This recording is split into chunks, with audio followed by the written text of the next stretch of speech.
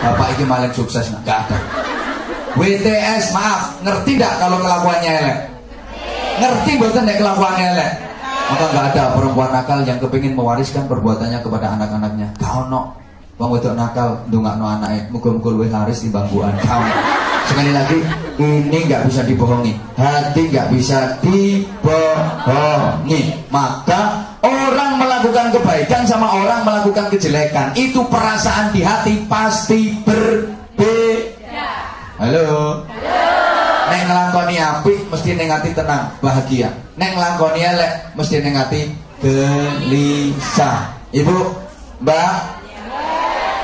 Kita celok ibu apa tak celok Mbak? Oke. Oh adik. Wis, adik. Kemayu.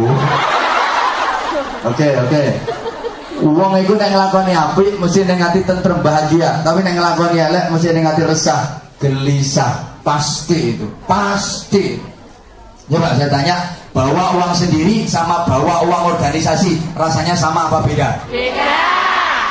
Kalau bawa uang sendiri tenang, bawa uang organisasi entit-entitan mesti gelisah. Makan jatah sendiri sama makan jatahnya orang lain sama apa berbeda? Beda. Halo.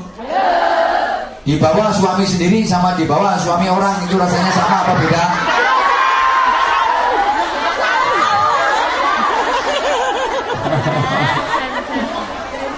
Halo. Halo.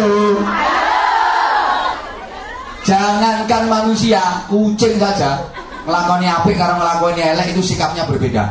Perhatikan kucing, kalau yang dilakukan baik pasti dia tenang. Kucing makan pindang dikasih majikan.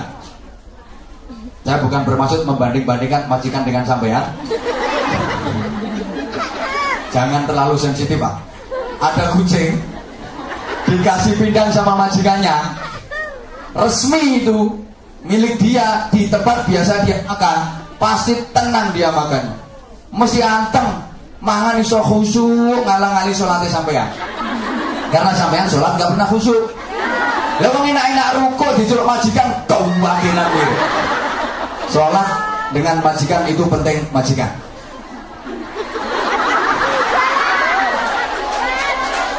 Loh iya toh? Pokoknya aku kapan diundang ning Hongkong itu pasti saya sampaikan itu. Ya orang kok buka rahasia mau kenyataannya yang ngono tenang. Kadang sholat yang delik-delik. Ya tak dongano muga-muga oleh majikan sing apik kabeh. Muga-muga sampeyan dadi majikan, majikannya dadi sampeyan. Halo. Halo.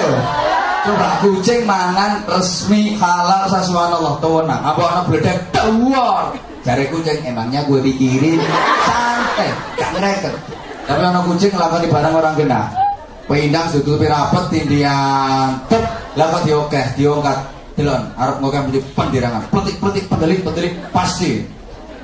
Pasti lemek so diokeh. Ana wong lewat sriwet peledek melayu. Apa ndase mlebu separuh lebih badan.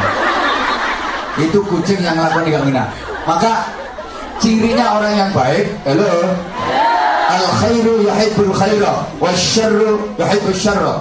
Orang baik itu seneng manggon ning keapian, betah manggon ning keapian, kerasan berada di tempat kebaikan. Orang yang baik itu orang yang kerasan manggon ning keapian, betah mengikuti kegiatan kebaikan. Orang Islam yang baik itu orang Islam yang betah berada di masjid, betah berada di majelis taklim seperti ini. Orang Islam yang selamat itu orang Islam yang betah berada di majelis taklim. Termasuk TKW yang selamat.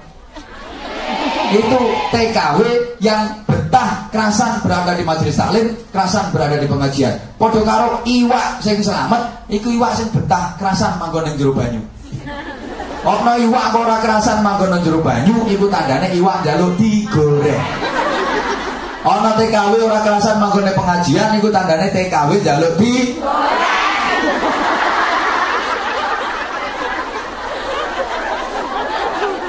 Ini kata Pak Konsul Kajari tadi kan agar 63 itu nggak bertambah.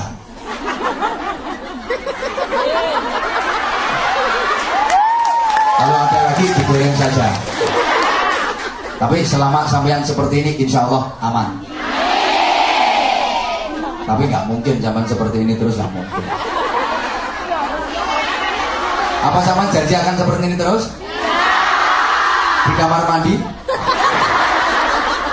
Ya enggak, artinya dalam kehidupan keseharian subhanallah, aji ning rogo sarono. Insya Allah kalau pakaian-pakaian kayak gini kan Anda kelihatan lebih cantik. Benar. Semakin terhormat, anggun, berwibawa, dan tidak mudah digoda oleh lanangan. Ya iya. Emang bener yang kalau saya ngaji di daerah Indonesia sana, tak sampai no. Dadi wong wedok supaya selamat cara jajan Tirwo Lemper Nogosari. Rukun aman gak dirubung laler. Soalnya bungkusan rapet. Ojo tiru bikang. Wis sudo ngelowek bisa. Dirubung laler. Bener. Rata-rata kasus-kasus pemerkosaan yang terjadi, yang ada itu kesalahan dari pihak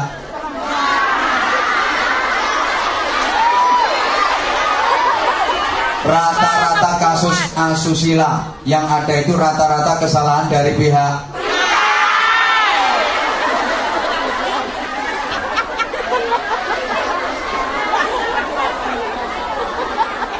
salahnya pakaian merangsang, menantang, bikin tegang. Kan sekarang mode kan pakaian dalam jadi pakaian luar, mentok ngetok bawah pakai bupati buka paha tinggi roket daukur mefet selakangan, atas sekwilda menampakkan sekitar wilayah belian. Pakaiannya itu kayak gini, seret, ya Allah. Sini Bromo, sini Galunggung. Putu-putu, ya Allah. Saya itu udah kadung dipanggil kiai, boh kiai temen boh enggak.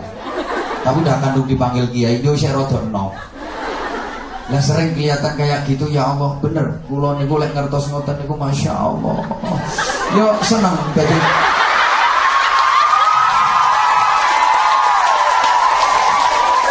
Loh, seneng nuturi. Durung rampung di sorak. Kok tidak? Kira-kira dengarkan dulu. Saya itu jujur kalau lihat yang kayak gitu seneng nuturi. Dan pasti saya berdoa anggar ketok model aku tuh, ya Allah, moga-moga dicoloti kiri. Nanti kerayah dikewok bisa. Mesti san resik sih modelnya. Ben.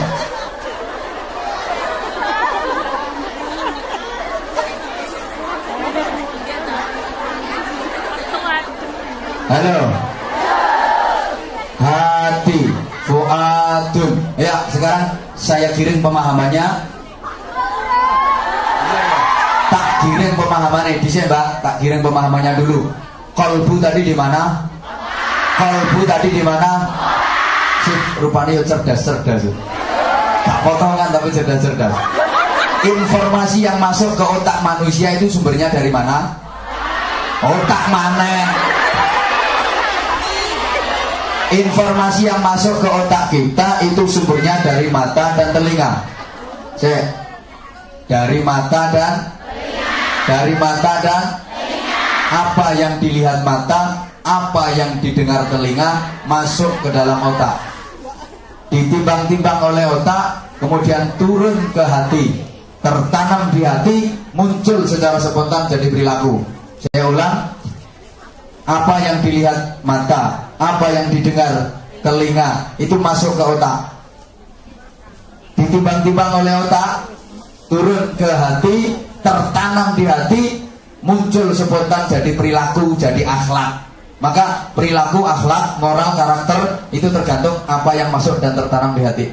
Kalau yang masuk dan tertanam di hati baik, maka muncul jadi perilaku baik. Tapi kalau yang masuk dan tertanam di hati jelek, muncul jadi perilaku gampangannya gaya contoh seperti sering saya sampaikan, ketika kita bersin diucapkan apa?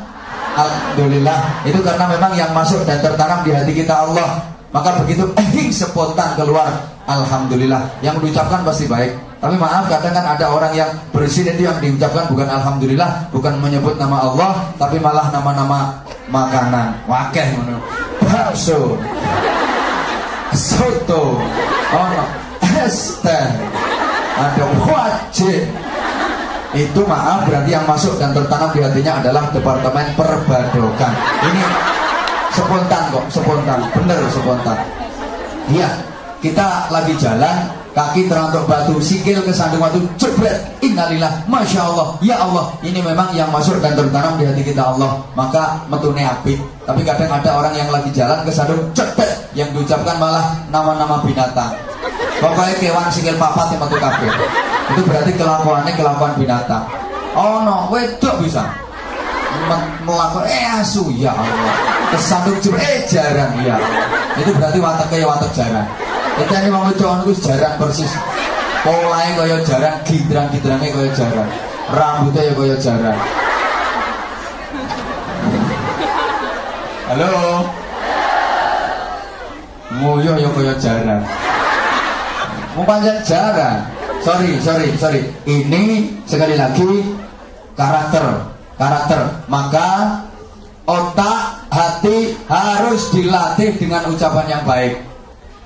Halo. Ini mudun diawasi. Kau berpaling dariku. Otak, hati harus dilatih. Latihannya dengan ucapan-ucapan yang baik. Bukankah ucapan yang baik itu menentukan akhir hayat seseorang? Man kana akhiru kalamihi la ilaha illallah dakhalal jannah. Barang siapa yang akhir ucapannya di dunia itu adalah kalimat tauhid, la ilaha illallah, maka dia akan masuk surga. Ucapan menentukan. Maka tolong perhatikan, ada satu ungkapan, ada satu dalil yang sering juga saya pakai, cuma belum saya sampaikan ke sampean. I hear, I forget. I see, I understand. I grow, I remember. Balane nek gak iso. Gak iso. Gak bisa diulang siaran radio soalnya. Halo.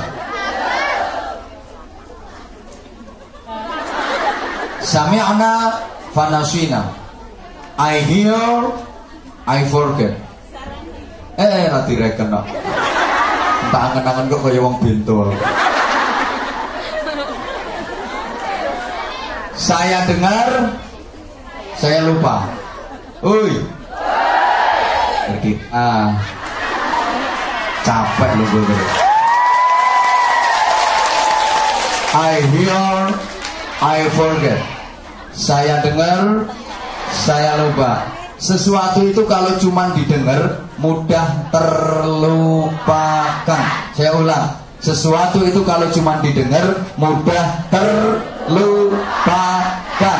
Biasanya ngaji juga begitu. Ngaji ku nek cuma ngaji kuping, iku sing sering mlebu kuping tengen, metu kuping tengen. Metu kuping kiwa lumayan. Isek masuk ono labete. Ini mendal. Jadi masuk kuping kanan, keluar lagi kuping kanan.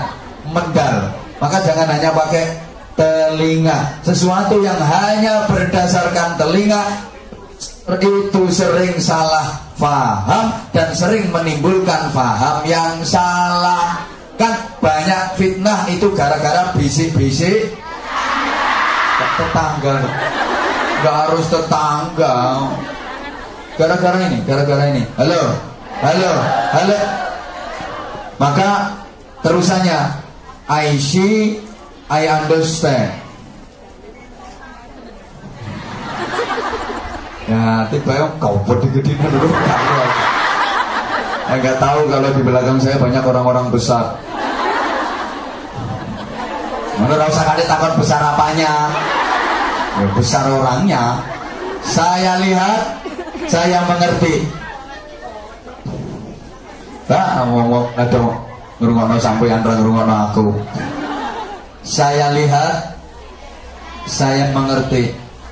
Kalau dilihat itu lebih mudah dimengerti daripada sekedar didengar. Artinya pengaruh dari melihat itu lebih kuat daripada saya ulang. Mbak, nang lu mbak aja omong apa mbak? Oh, yang wong arek-arek gak nyawang aku terus nyawang sampean. Iya, kuning sampean sama gawe wedak ning aku ora. Nanti aslinya aku ya gosong ini itu. Iya, meskipun gosong tapi alhamdulillah banyak juga yang ngelokno aku ireng. Saya lihat, saya mengerti. Kalau dilihat itu lebih mudah dimengerti. Mulane setitik ngaji itu daripada sekedar ngrungokno ngangge kuping, lebih cepat masuk ke otak yang langsung dibaca. Membaca itu pengaruhnya lebih kuat daripada mendengar. Maka hati-hati menggunakan mata. Apa yang dilihat oleh mata masuk ke otak, ditimbang oleh otak, turun dalam hati. Kemarin sempat saya sampaikan, halo, mata kalau benar penggunaannya, subhanallah, pahalanya luar biasa. Ada dua mata yang kelak di akhirat tidak akan pernah tersentuh api neraka, gak akan pernah terjamah api neraka, gak akan pernah terbakar api neraka. Kalau penggunaan mata itu baik. Satu, mata yang sering digunakan untuk menangis karena takut kepada Allah, menangis karena menyesali dosa yang pernah diperbuat. Dua, mata yang digunakan untuk melihat dan menyaksikan kebesaran Allah Subhanahu wa taala, diambil hikmahnya. Juga mata yang digunakan untuk baca Quran, baca kitab, baca buku-buku ilmiah yang manfaat. Pokoknya mata yang digunakan untuk melek ngaji kayak ini mulane nek ngaji melek. Halo.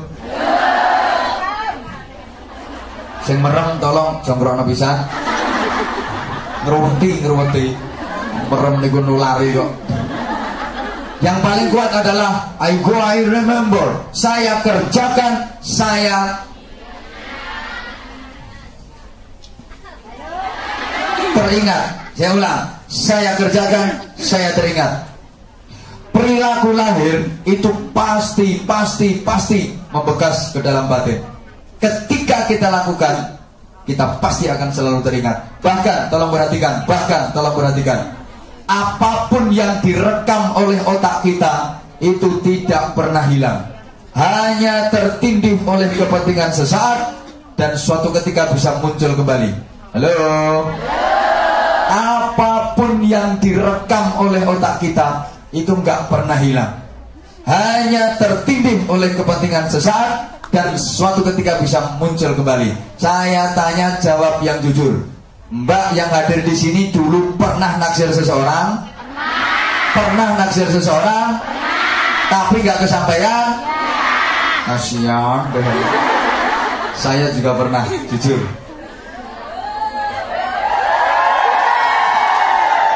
Enggak, tapi yang saya dapat jauh lebih baik daripada yang saya taksir dulu. Halo sayangnya. Jujur, saya juga pernah menaksir seseorang, tapi orang yang saya taksir nggak naksir saya. Saya pernah.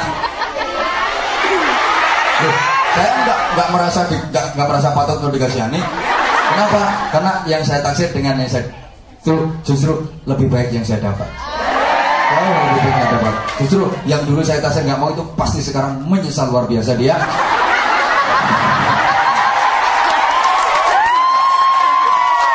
Jujur, namanya orang dalam urusan itu saya pernah dikecewakan, mengecewakan apalagi.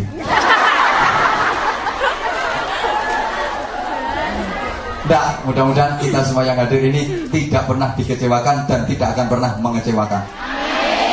Amin murah arah mandi, karena itu nggak mungkin terjadi. Subhanallah. Halo. Kita rata-rata dulu pernah menaksir seseorang tapi nggak kesampaian. Suatu ketika bisa ingat kembali nggak? Suatu ketika bisa ingat kembali nggak? Bahaya. Maksud diterus-terus no.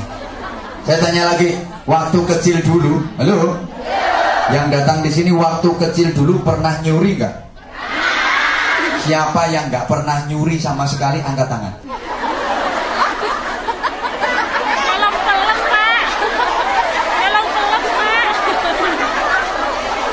Siapa yang nggak pernah nyuri angkat tangan? Waktu kecil dulu. Pak Hari dulu pernah nyuri. Orang sekarang jadi konsul-konsul di KBRI itu dulu kecilnya pasti pernah nyuri. Wah, aku biar tahu kok. Lo jujur kok. Pernah. Nyuri apa? Rahasia. Nanti nyeritakno kenakalannya nggak ditiru bocah-bocah. Subhanallah, pernah. Yombo saya kok iso dadi kiai aku dhewe ora gunung ya. Pernah. Dan suatu ketika pasti itu akan muncul kembali, ingat kembali. Maka hati-hati memasukkan informasi ke otak kita. Hati-hati, harus dilatih dengan pertama ucapan yang baik. Falyaqul khairan aw liyasmut. Ucapkan yang baik. Kalau nggak bisa mengucapkan yang baik, lebih baik diam. Halo. Jemaah sekalian yang saya hormati rahimakumullah. Falyaqul khairan. Ucapkan yang baik. Ucapan yang baik itu ucapan yang manfaat. Ucapan yang manfaat dan diperlukan. Kalau nggak manfaat, nggak diperlukan, nggak usah ngucap, nggak usah ngomong. Ngone kakean malah salah. Coba yang punya anak. Misalnya ketika zaman punya anak nakal, yang sama ucapkan apa? Bocah kurang ajar. Ngono to? Hei. Bocah kok nakal, bocah kok kurang ajar, anak nakal, anak kurang ajar. Dengan sampean ucapkan anak nakal, anak kurang ajar, kira-kira nakalnya, kurang ajarnya waras napa mboten? Malah dadi. Malah nemen padha karo sampean dongano. Anak kurang ajar. Ya pas ana malaikat amin. Anak kurang ajar temen iku dongane sampeyan. Apalagi ibu-ibu iku biasanya rada merawat ning anak. Ibu-ibu iki lho. Rada merawasno, sing wis ibu, sing mbak belum. Yang sudah ibu biasanya merawasno. Kenapa? Marah sama suami, mangkel sama suami, gak berani, akhirnya anak sing dimusuh. Itu rahasia perempuan seperti itu memang. Nang wong lanang mangkel gak wani, anak sing dimusuh.